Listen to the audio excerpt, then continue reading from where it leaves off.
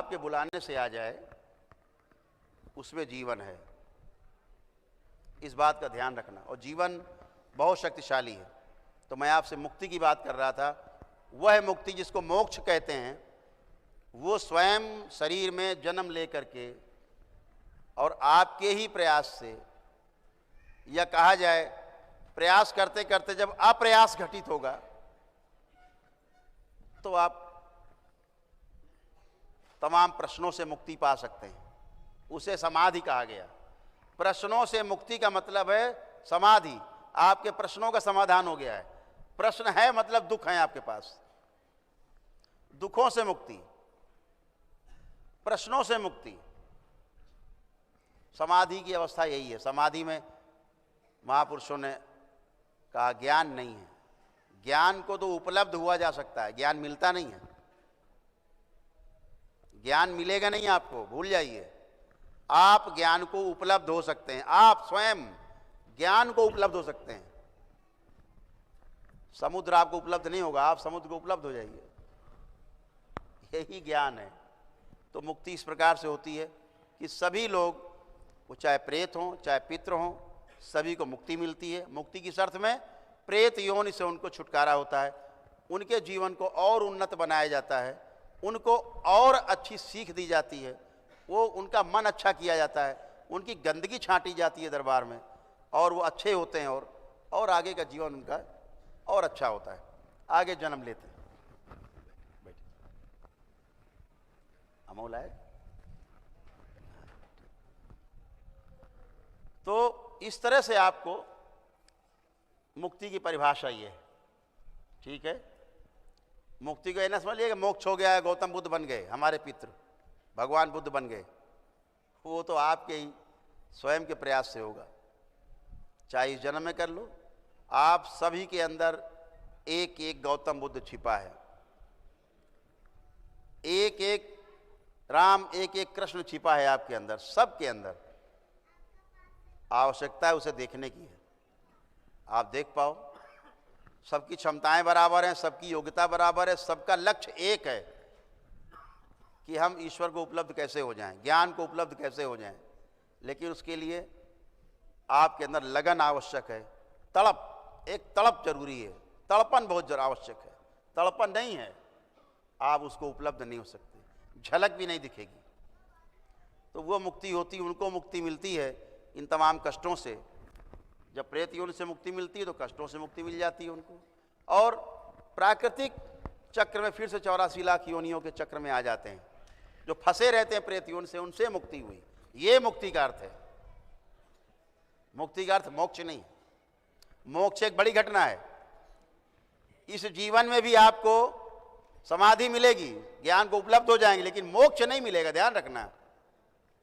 आपका जन्म कहाँ होगा? कि सूक्ष्म जगत में होगा। ऐसे ही आप करके हजारों वर्ष, फिर वहां से कहां जन्म होगा? कारण जगत में होगा। जो आपके जीवन के साथ जो चार चीजें जुड़ी हैं, ये छूटती जाएंगी कुछ कुछ। उसका लंबे से विस्तार है, बहुत समय चाहिए आपसे चर्चा के लिए। वो ज्ञान चर्चा है।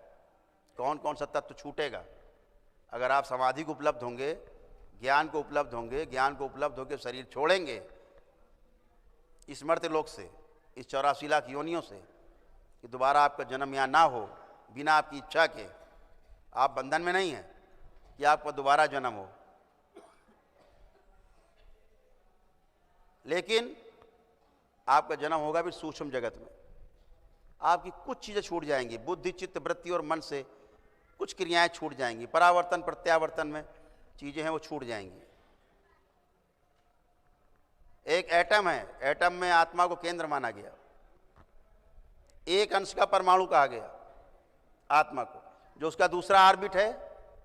दूसरे ऑर्बिट में 2 हैं, बुद्धि कही गई। तीसरे ऑर्बिट में 8 हैं, उसे चित्त कहा गया कारण से। तीसरे ऑर्बिट में 18 हैं, उसे वृत्ति कहा गया। और जो चौथा ऑर्बिट है उसमें 32 है, उसे मन कहा गया। ये कुल मिला के 61 हुए। 61 ये प्रत्यावर्तन है और ठीक 61 इसके परावर्तन है, कुल मिला के 122 आचरण है। कुल मिलाकर 122 आचरण है। 122 आचरण पूर्ण होने पर ज्ञान को उपलब्ध होता है व्यक्ति। तो ज्ञान को उपलब्ध हुए केवल आप पृथ्वी पे। अभी सूक्ष्म जगत बाकी है। सूक्ष्म जगत में आप हजारों वर्ष आप करेंगे तपस्या साधना, तो कई हजार वर्षों के बाद आपको वहाँ से भी शरीर छूटेगा, कुछ चीज़ें छूटेंगी जीवन से जुड़ी हुई, फिर आपका कारण जगत में जाना होगा। फिर कारण जगत से आप कभी सूक्ष्म जगत में नहीं आएंगे, अब कारण जगत पहुँच गए, वहाँ भी कुछ चीज़ें छूट के पहुँचे। कारण जगत में भी जब कुछ चीज़ें छूट जाएंगी सारी, तब कहीं जाकर के आत्मा शेष बचेगी, और जब आत्मा शेष बचेगी तो उसका परमात्मा में जाके विलय होगा।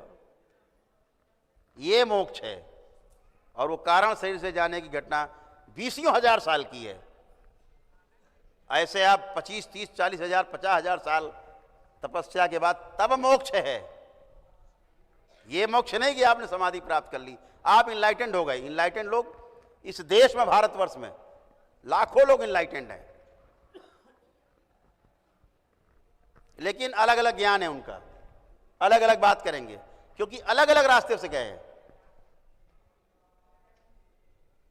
तो अलग अलग रास्ते का वर्णन करेंगे। जो लक्ष्य की बात करेगा वो एक दिखाई देगा, जो रास्ते का वर्णन करेगा वो अलग अलग दिखाई देगा। अभी आपको मुंबई जाना है, कोई हवाई जहाज से जाएगा, कोई ट्रेन से जाएगा, कोई बाई रोड जाएगा।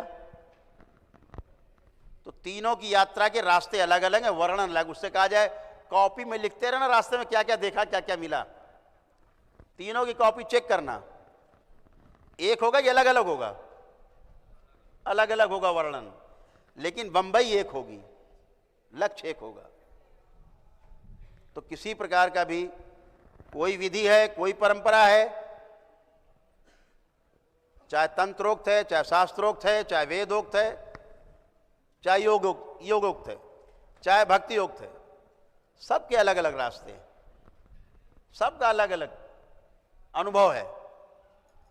लेकिन जो लक्ष्य है वो सबका एक है। और जो लक्ष्य में नहीं पहुंचेगा वो आप में भ्रम पैदा करेगा, क्योंकि लक्ष्य मिला नहीं उसको।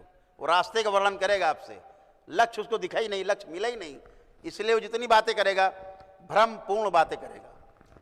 ये ध्यान रखना है। हम दरबार का लक्ष्य ये नहीं है कि आपके कि भूत प्रेत भगाए जाएं, पितर भगाए जाए, निकाले जाए, हटाए जाए, गंदगी हटाई जाए। दरबार का लक्ष्य ये कि आप में सुख शांति आए। अगर आपके भौतिक शरीर में, इस भौतिक जीवन में, भौतिक जगत में अगर आपको दुखी दुख है, ऐसे कितने लोग हैं कि इन दुखों के बीच साधना करेंगे। आप भूखे मर रहे हो, बच्चे भूखे मर रहे हैं आपके, आप कौन सी साधना करोगे? कौन सा ध्यान पूजन आप करेंगे? तो इस भौतिक जगत का सुधार होना आवश्यक है, उसके लिए दरबार है। और जब आपका भौतिक जगत सुधरे, परिवार में सुख शांति आए, परिवार से आप समाज में जाएंगे, समाज में उतरेंगे तो अस्तित्व के दर्शन हो ही जाएंगे।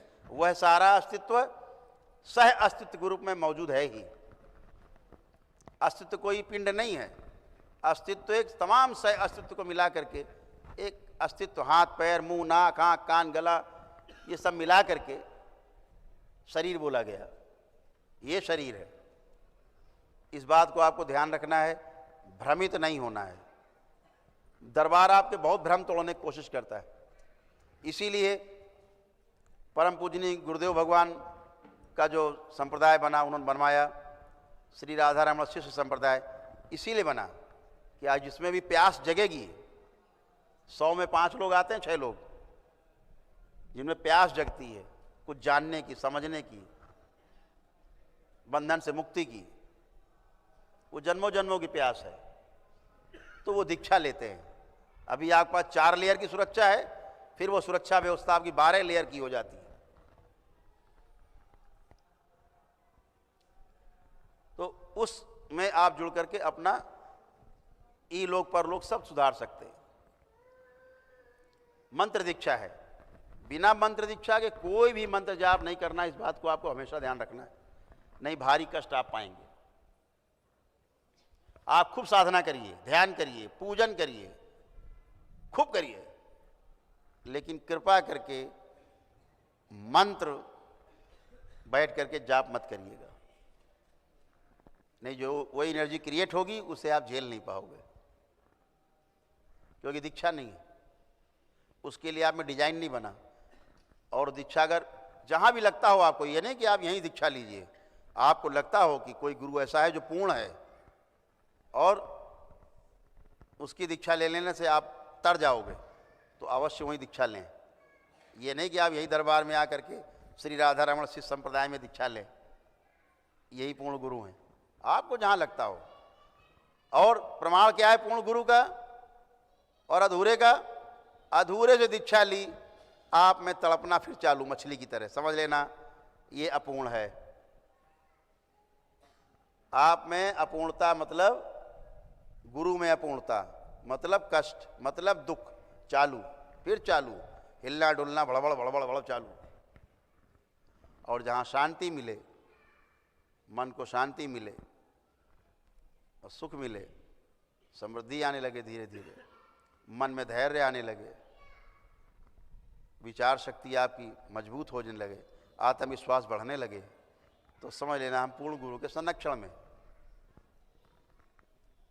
इतने लोग यहाँ बैठे, जब भी आपने बाबा या माँ को याद किया होगा आपको तुरंत मदद मिली होगी। कितने लोग ऐसे हाथ उठाएंगे जरा, देखिए लगभग सभी के हाथ उठ रहे हैं कि आपने मदद मांगी, दरबार ने तुरंत मदद। यही पूर्ण गुरु है,